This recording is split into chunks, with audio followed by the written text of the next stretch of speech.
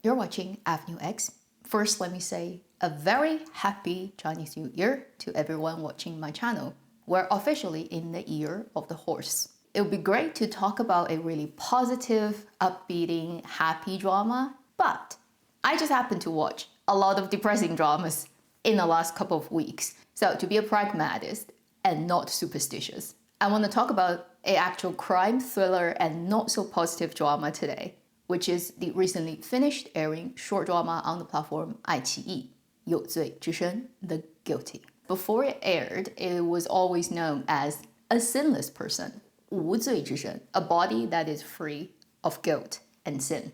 It was only a few days before this drama aired on January the 28th that they changed the title. And you can always presume from two angles. One is it might just be censorship, and longtime Chinese drama viewers all know that if there's some kind of crime involved in a story, people have to get punished at the end of the story. You just cannot get away with it. It could also be that they always knew that they're not gonna get through censorship with a sinless person title. Therefore, they did it intentionally and they had to change it before airing, and it's just to create some kind of promotional buzz. Who knows?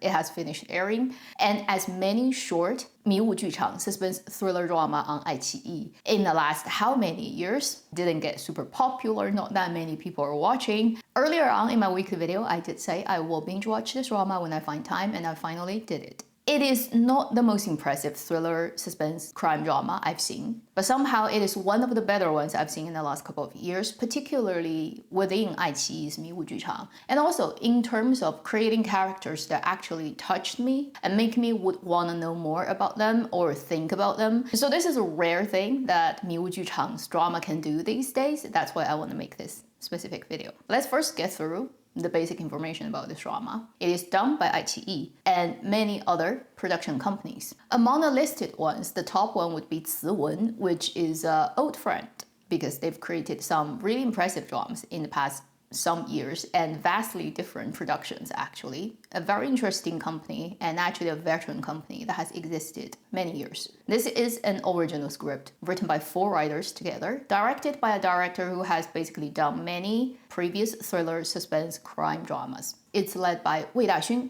Sun Qian, Gao Zhiting as the 3 most important characters of our story. Then it has, you can say, 3 main supporting roles played by Wang Longzheng, Wang Zhen'er, and Wu Gang. The story is set between the late 90s to 2010s. Without spoiling you what the story is about, they are childhood friends growing up in the same town, that is by the ocean, and many of the people in this town are supported by a major shipyard. The shipyard is owned by Wu Gang's character, a very successful businessman. The story will start in late 1990s when the 3 characters are at university age. Gao Zhiting's character didn't go to university and stayed in this town after graduating from high school. Whereas Wei Daxun and Sun Qian's character, they're a couple, and then they also went to university. Before they graduate, I think it's the 3rd year of university, for one summer, they returned to their town and have the summer break, and they ran into a very terrible crime that changed their life forever. So this is how I would put it without spoiling it, because it's a quite interesting plot. You should go and watch it yourself. The story then will tell you what happens after that incident, leading up to in the early 2010s when they're in their 30s and life has changed drastically for all 3 of them. How this unsolved thing in the past come back and then creating more dramas. Personally, I'll rate it a 2 gold mine. We really don't have that many good dramas these days, so I am being very generous with my numbers. As usual, I'll break it down, good and bad, and hopefully get my points across and help you make up your mind about whether you should invest your time into watching this drama. On the positive end, first, most important thing I kind of already said, this is a rare suspense crime drama that actually made me care about the fate of the characters. I think it comes down to the combination of script writing, direction, the casting choices, and the performance of the actors. As I was watching this drama on Iqiyi, the Chinese version, and reading all the live comments. Based on my knowledge and also my experience of live comments, it reads very much like overall very organic live comments. It doesn't seem to be bot or there's no bots, because usually when there are bots, they don't react to the moment of the plot very accurately, yet this drama's live comments are extremely accurate to the moment of the plot. So it's most likely written by real people. I can get the sense that it also works pretty much effectively in this way on many other audiences, not just me. It is nice to know that I have similar reactions to a lot of other people, but it's very hard to post-rationalize and try to pick apart. And also because this is a suspense thriller drama, I don't want to spoil it for my audiences, so I can't go into details. I'd say you have to go and watch yourself and decide whether that first works on you and why it works on you. It's kind of hard to actually exactly pinpoint, but the overall combination result, the synergy of the result is I really enjoyed the moments and I cared about the characters. The second positive point, in terms of being a thriller and suspense drama, it has managed to do the basic job, building up suspense and then giving you a resolution, and then building up further suspense and a resolution. And you wouldn't find out the full picture of the whole thing until the very end, and at what point gave you what information and make you still be hooked on the story's development, the fate of the characters. Overall, it's done very well. It feels rather even, and almost at any point, there's something hooking you to the story. You want to find out what happens later. So it's a pretty well planned out script. I cannot say that too much for most of the thriller or suspense dramas these days in Chinese dramaland. They always tend to have a structural problem. Heavy head, light tail, or the other way around. The third thing about this story is it does have a lot of coincidence happening to make the snowball effect happen in this story. I'd say you can always argue whether that's forced by the writer. But in this case, when I watch this drama, I actually intuitively don't feel it is too forced, although it has some highly coincidental events happening at the same time that kind of initiates this series of misfortune of our leading characters. I would contribute to the details of writing to set up the environment and conditions for those things to happen very convincingly, even though it's highly coincidental. Also, I think I'll contribute that to the direction and the actors, being able to make the characters read very much like real people. Therefore, when something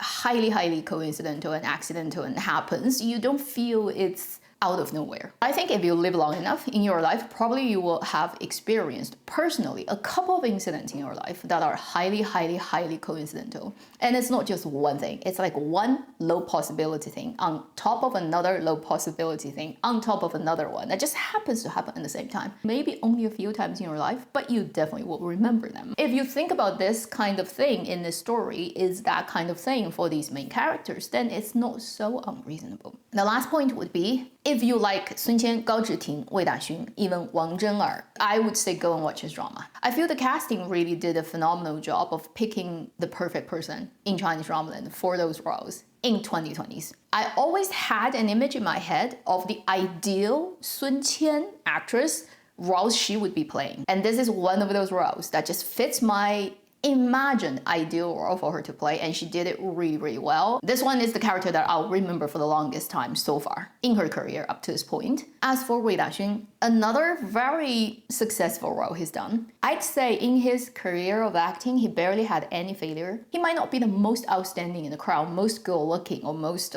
eye-catching one, but he just blends into it and he flows with it naturally. You never feel he's a hiccup. And I think this is another role he's proven that when he's the male lead of the story, he can hold it together, no problem. Says a lot about the actor's ability to understand his characters and to make it believable. He's one of those actors on my list of actors, if they don't F up, eventually they're gonna go somewhere and be very noticed and be a very important player in the industry for years and years to come. If actors are stock that you can buy, I would have invested my money into him a long time ago. Unfortunately, we don't have such a market. I would be uber rich. As for Gao Zhiting, he's the type of actor that if you know what he's like on screen and then you read the synopsis, you almost can immediately imagine how he's gonna play out, and it almost turn out to be similar to what you expect. Very reliable actor in many dramas. Really nothing I can complain about either. Wang Zhen'er in this drama plays the main supporting role, a policewoman. Compared to many similar of her age policewoman characters I've seen in recent years, I think she's one of the more convincing one.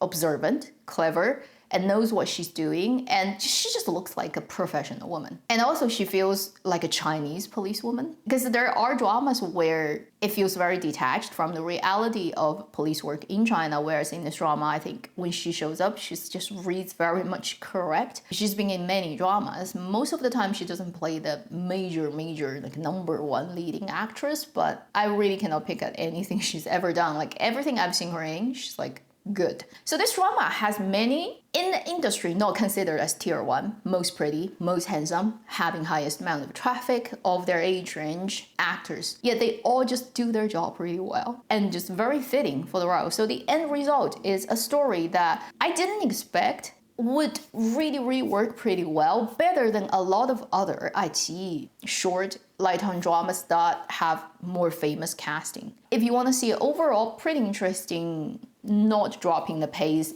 quite evened out and quite nicely unfolding suspense crime drama. And plus, if you like those actors, you've seen their previous work, you're interested in them, definitely go into this one. You will not be disappointed. Then obviously, it's not a perfect drama. Almost impossible to get a perfect thriller suspense crime drama these days in China for some hard reasons to start with. So the first thing I complain about is obviously name change is pretty stupid. Most likely it's still due to censorship, although you cannot be sure whether it's intentionally played that way by the production itself. Ultimately, it is a silly name change, because if you've watched the drama, know the plot, know what happens to the characters, then A Sinless Person, 无罪之身, is the perfect title for it. And when you watch this drama, apart from the title change, you'll see in a couple of key scenes, there's clear post-dubbing of the actors themselves, changing the lines they were speaking at the time when they filmed it. It's changed due to censorship, for sure. To make bad people get what they deserve, or the main leads or good people are not supposed to say something that is really questionable, so they change the lines. It is just unfortunate these things happen to Chinese dramas all the time, and we're kind of used to it. There are probably about 3-4 times you're gonna clearly notice that happened.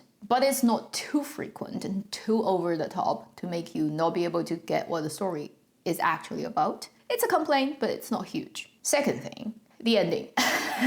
Spoilers, so if you want to hear about it, jump to this time code, don't watch this section. At the end of the story, very end, they still get the male lead character killed off. It kind of already got to that point of the classic Romeo must die situation. You can sense the whole story from day one when they set up the whole atmosphere. It is kind of designed for a tragic ending. You can sense it. It's in every frame of the story. It's like undertone. But then because you like the character quite a lot to that point, and also you feel really sad for the misfortune that has happened to them, you really want them to have a good ending. But the atmosphere of the drama actually has been set up to go to a very tragic ending. So when it ends with that, quite expectedly, I feel a sense of relief because I know they're gonna go for it, and they did go for it, and it kind of worked. On the other hand, obviously, because you want them to have a good ending, so you kind of try to reason. And when I was watching the ending and also watching online reaction, for people who really cared about these characters, a lot of people are really not happy about the ending because they feel he really doesn't have to die. It is a form of self-sacrificing, and it's done too intentionally almost. And you'd argue in a realistic world, when somebody is not stupid and dumb, and they actually have police support, like the system is behind them, would they pick the kind of ending voluntarily? Wouldn't they try to also cheat, let's say fate, try to wiggle out, try to get everything, try to like have the cake and eat it, trap the bad guy, but also not hurting themselves? For a reasonable person, right, they would try to do that, at least try their best to not put themselves in danger and sacrifice that much, but also get what they want. And it's not like in the hopeless world where you have to sacrifice yourself to get what you want. There is a level of kind of forced tragedy. I feel myself also torn. Not the type of ending that will satisfy everyone, and not the type of ending that most audiences will unanimously agree, great ending, because this is what we want, and we got what we want, exact. It is a point not necessarily negative in my opinion, but it's contested. You can argue both ways. Also, there are a couple of other things in the process of the story happening, which again, I don't want to spoil that for you. Quite extreme plot happens. I feel they do it a little bit too much to bait, to make audiences feel emotionally hooked on the story. And maybe it could be more realistically and more skillfully treated so that it doesn't feel so heavy-handed. Actually, if it wasn't Wei Daxun playing the character, maybe it would already gone overboard. He has the ability to, I'd say, make extreme plot and character development getting quite even out and dampened down and making it believable. It's the sort of aura and the nature of this person, because he reads very grounded. No matter what kind of character he's playing, whether it's the CEO or just a normal average guy, Wei Daxun's natural kind of aura is quite trustworthy and quite a normal grounded person. You don't think he's high-flying, he's detached in any sense. He just naturally vibes like that. So because he's playing this role, even when some highly over-the-top plot happens to him, you don't feel it's baiting. They picked the right actor for this type of thing. Still though, if you are highly analytical and logical, and you can screen off what the actor can bring to the table, then you just analyze it on the paper. You would say, here, a little bit over the top, there, a little bit over the top. Overall, the story becomes maybe not that believable. Ultimately, at the end of the day, when I think about the characters Xiaxue and Lu Ming, the two main leads play, I would feel this sense of sadness for their story, for this really unfortunate thing that happened to those fictional characters. I know they're not real, I know the actors are doing fine, but in this drama space, when they are these two characters, I'm happy that I've walked through that journey with them. So that should be the end of this video. My opinion on the 14 episodes drama, 有罪之身, The Guilty. Although I really wish it kept its original title, 无罪之身, A Sinless Person. Thank you for watching Avenue X. I'll see you in my next video. Meanwhile, live long and happy drama watching. And again, Happy New Year!